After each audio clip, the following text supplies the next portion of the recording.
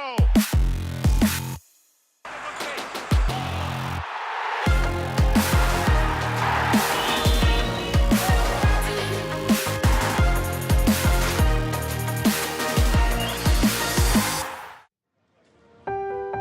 When Brighton and Hove Albion took to the field against Manchester City, it crowned a remarkable recovery from the brink of oblivion.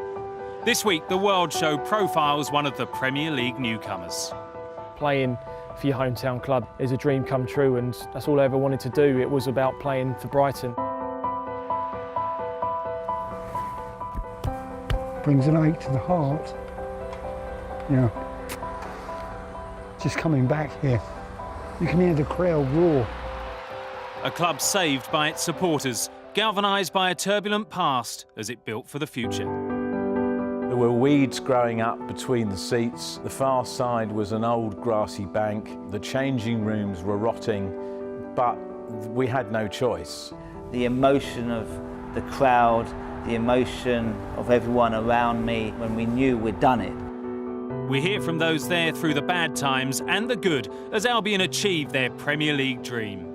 Everyone from the outside can see that Brighton, as a football club, have been knocking at the Premier League's door for quite a while now.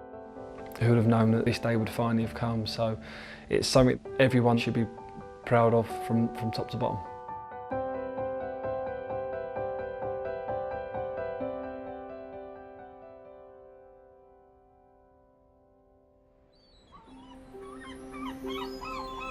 Brighton is Brighton. You know, my grandfather took me 1958, and from then I just fell in love with Brighton Football Club. We went on the old South Down bus down to the ground and parked outside of the ground in the old Shoreham Road. I looked at it and I thought, wow. I was awestruck by the ground and the atmosphere and it was the first football stadium I'd ever been to, and it was just amazing to see the fans there, you know. I was in the old South Stand, and it was a lot of older people, you know. Of course, I thought at that age most people were old. You know, you wanted to be in that North Stand. You wanted to be one of the boys, as it were. But you had to wait. I can you still see the old South Stand here. You know, it's in my mind. I can see it. I can still see the West Stand there. It's fixed in there of what it was like, you know. In the 1990s, Brighton and Hove Albion was a club in turmoil. Then Chief Executive David Bellotti and owner Bill Archer were despised by fans for secretly selling the Goldstone. The sale to property developers paid off debts but left the club homeless. Change at the top was essential. Well, I joined the club almost exactly 20 years ago. And at that time, it was when we actually did the deal with the previous owners, it was the night before the last game at the Goldstone. At that stage, we had absolutely nothing. We had shared facilities of sports facilities at the University of Sussex, an extremely grotty offices and a shop underneath a Chinese takeaway in the middle of Brighton. Most of the money had gone on paying the debts that the club had built up.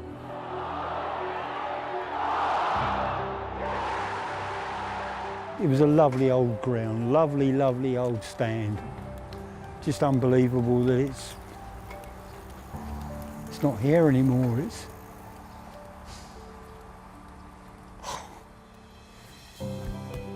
Brings an ache to the heart. Yeah. Just coming back here.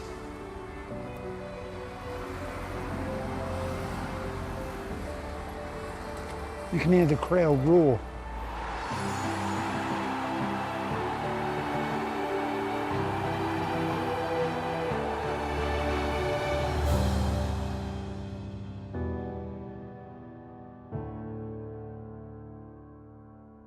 just as the Football League schedule always does, it threw up the game between the bottom two clubs.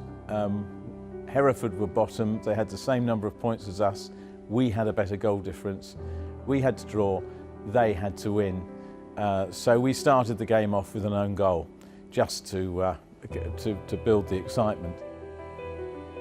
We could not afford to lose that game at Hereford, or else we were out of business. That would be the end of Brighton.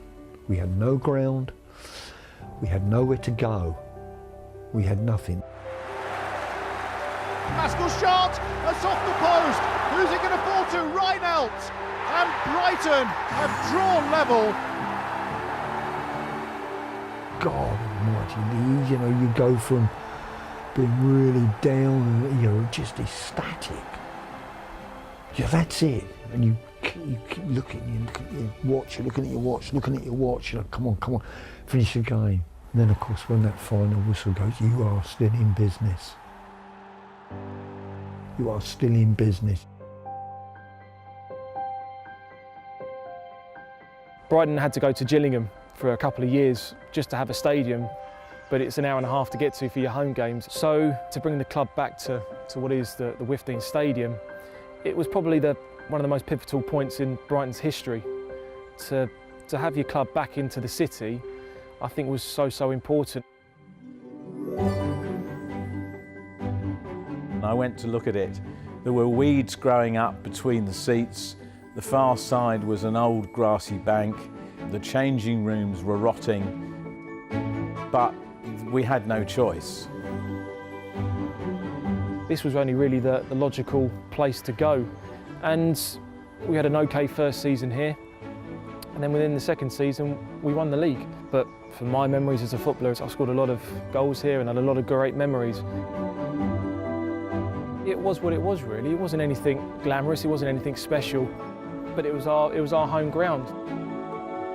This was one of the main stands, but the south stand always made the noise. The little bit in the right-hand corner there used to be a small group of people that really tried to sing the songs and try and galvanise the atmosphere. You can see it's so open, so the sound tender used to go straight away. And it goes! Oh, it's gone in! Just remember Mark McGee just screaming at me, just get forward, just go in the box. And I think if you recreated that goal, I don't think we'd ever be able to do it again. Brighton in added on time. That's goal through Virgo. So this is where the captain, as I was, we would stand here and then the referee would say go and you'd walk out, and it's quite funny because people would have metal studs on.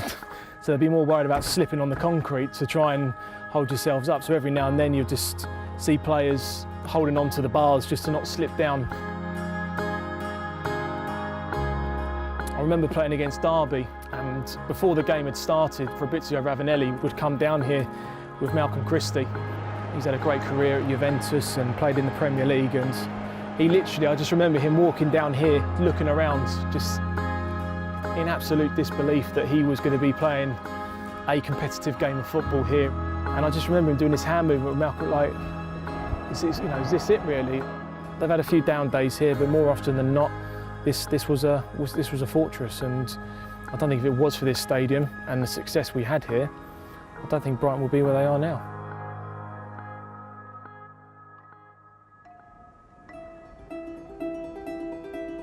I stood and looked at it and I realised that it was in what's known as an area of outstanding natural beauty, and I realised it would be a challenge. So from that moment on, we believed in it and we just had to pursue it.